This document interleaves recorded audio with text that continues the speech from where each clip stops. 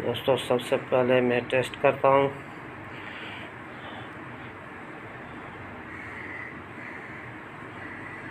वाह, ज़बरदस्त, बहुत ही मज़ेदार और बहुत ही आला दर्जे का बना है।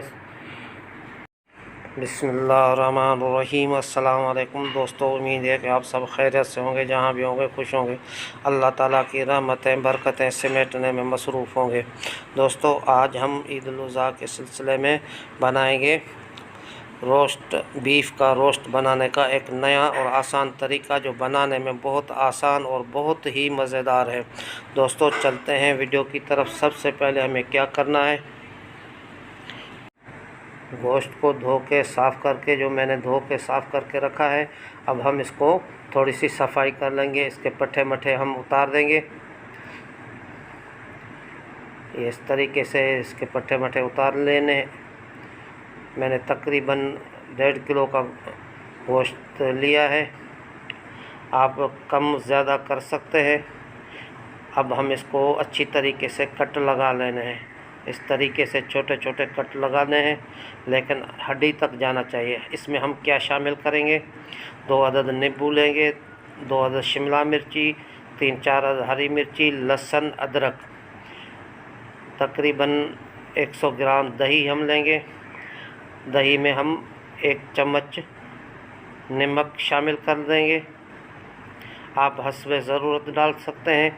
2 चम्मच हम इसमें धनिया पाउडर शामिल करेंगे। लहसुन, अदरक और हरी मिर्ची को हम काट के ग्राइंड कर लेंगे। इसका पेस्ट बना लेना है।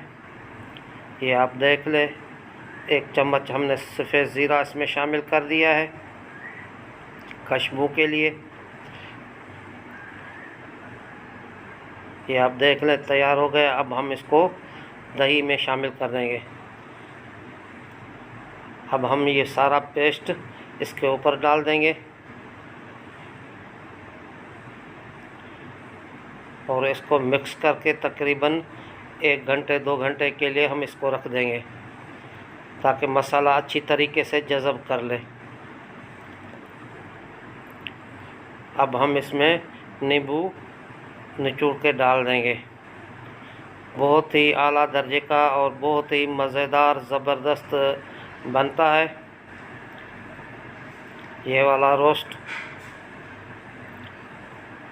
अब इसको मिक्स करके और हम इसको 2 घंटे के लिए रख दिया है। अब हम ये शिमला मिर्च काट के इस तरीके से मोटे मोटे काट के पतीले के इस तरीके से बिछा देंगे, ताकि गोश्त जलने नहीं पाए और इसकी आला दर्जे की खुशबू आती है। अब हम इसके ऊपर गोश्त रख देंगे और मसाला डाल देंगे।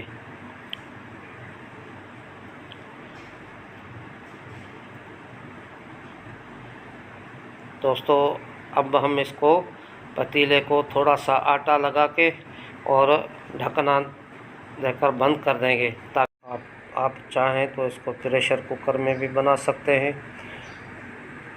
दोस्तों इस तरीके से इसको बंद कर देना है अच्छी तरीके से। मेरे पास प्रेशर कुकर नहीं है तो इसीलिए मैंने इसमें बनाया। अब हम इसको अच्छी तरीके से बंद करके और इसको थोड़ा सा दबा देंगे, ताकि अच्छी तरीके से ये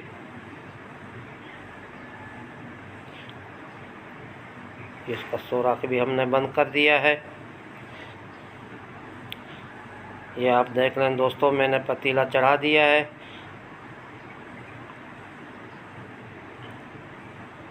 बिल्कुल पहले 5 मिनट में हम इसको तेज़ आंच में रखेंगे, उसके बाद हम इसकी आंच बिल्कुल स्लो कर देंगे। आप देख लें मीडियम फ्लेम पे हम इसको पकाएंगे। तकरीबन 1 घंटे से 1.5 घंटे तक पकाना है।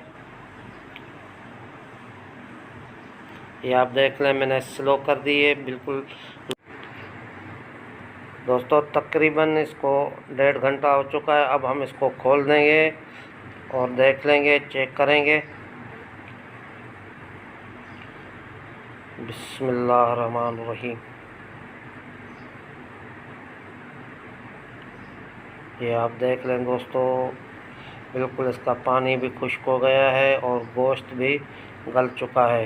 ये आप देख लें। अब हम इसको इधर से इकट्ठी करके, और ये आप देख लें, बहुत ही ज़बरदस्त और आला दर्जे का बना है और बहुत ही अच्छी तरीके से गल चुका है।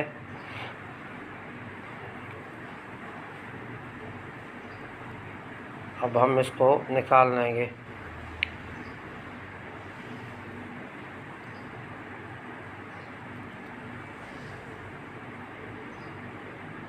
बिस्मिल्लाहिर्रहमानिर्रहीम। बहुत ही आला दर्जे का। और साइड में जो शिमला मिर्च हैं वो हम रख देंगे। दोस्तों, बीफ का रोस्ट तैयार हो चुका है। ये आप देख लें, मैं खुद इसको ट्राई कर रहा हूँ, तोड़ के इसको देख रहे हैं। ये देखें आप, अच्छी तरीके से गल चुका है। ये आप देख लें। ये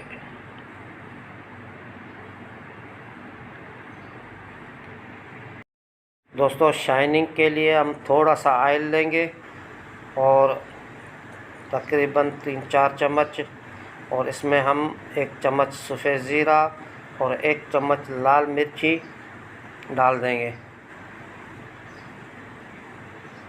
सिर्फ शाइनिंग के लिए, आप नहीं डालना चाहते हैं नहीं डालें।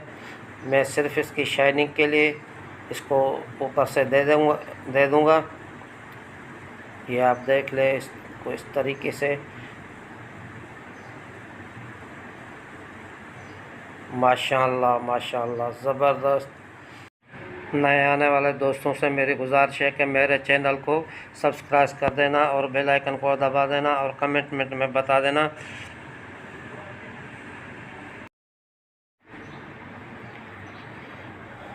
ये आप देख लें दोस्तों, बहुत ही मज़ेदार और शानदार बन चुका है, बहुत ही आला दर्जे का। ये दोस्तों, ये आप देख लें, मैं खुद टेस्ट कर रहा हूँ। बहुत ही आला और बहुत ही ज़बरदस्त। दोस्तों, मिलते हैं किसी नई और वीडियो में। तब तक के लिए अल्लाह निगहबान।